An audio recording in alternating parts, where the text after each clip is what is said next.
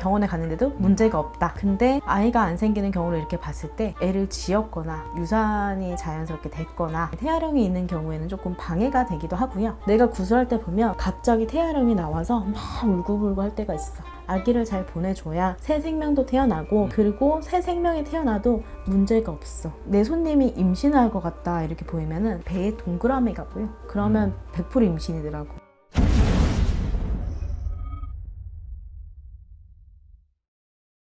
아이를 너무 바랐는데 안 생기는 거예요. 네. 일반인 입장에서 보면 나이가 조금 든 상태에서 아이를 가지려고 하니까 안 생기는 걸까? 무당 입장에서 보면 아이가 왜 안 생길까?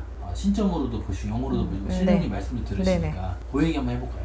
어떻게 보세요? 왜 안 생기는지 보세요? 저는 이게 사람마다 다르겠지만 거의 되게 그러니까 병원에 갔는데도 문제가 없다, 양쪽에. 근데 아이가 안 생기는 경우를 이렇게 봤을 때 애를 지었거나 유산이 자연스럽게 됐거나 이런 경우에 태아령이 있는 경우에는 조금 방해가 되기도 하고요. 그 다음에 또 하나는 내 부모 쪽이나 형제 자매 쪽에 어려서 가가지고 조금 붙어 있는 경우에, 그런 경우에는 조금 아기가 생기는 걸 방해하는 경우도 있고요. 그 다음 또 하나는 사주에 정말 아이가 없다 이렇게 보이는 경우도 있어요. 근데 그 케이스는 되게 많이 드물었던 것 같아요. 근데 그런 경우는 이제 우리가 흔히 얘기하잖아요. 삼신할머니 막 이렇게 얘기하고, 옛날 때부터 그런 말은 내가 무섭기는 몰라도 삼신할머니 많이 들었던 것 같아요. 근데 삼신할머니란 뭐 사실 아이의 출생 관장하시는 신이잖아요. 옥황 선생님 명을 받아서 내려오신. 근데 그런 분이 정말 점지를 해주시는 건 난 맞다라고 보거든요.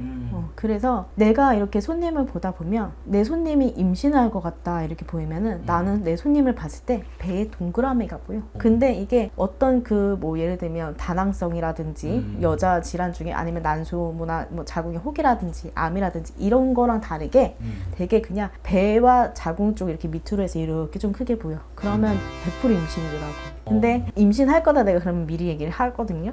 그런 경우 진짜 임신돼서 찾아와 다시.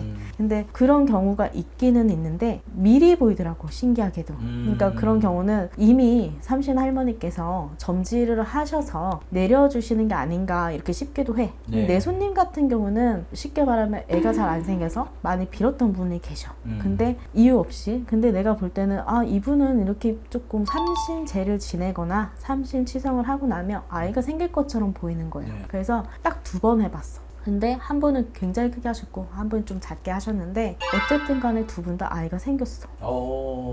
그리고 나는 또 하나의 영향력으로 보는 게, 만약에 재혼이거나 이런 경우에는 조금 방해하는 그 조사님들끼리 합의가 잘 되고 해야 되는데, 원래 그러니까 원래 처음에 결혼했다가 이혼하기 전에 그 처음에 결혼했던 분하고의 조상과의 관계가 연이 끊어지지 않았으면 다른 사람하고 내가 살아도 뭔가 자꾸 방해하듯이 들어와서 아이를 생기지 않게끔 조금 그렇게 막는 부분도 내가 볼 때는 손님을 보다 보니 있었어. 그래서 그런 거를 문제가 없다고 하면 한번 이렇게 신점을 보다 보면 나오니까 그러면 좋지 않을까라는 생각을 해.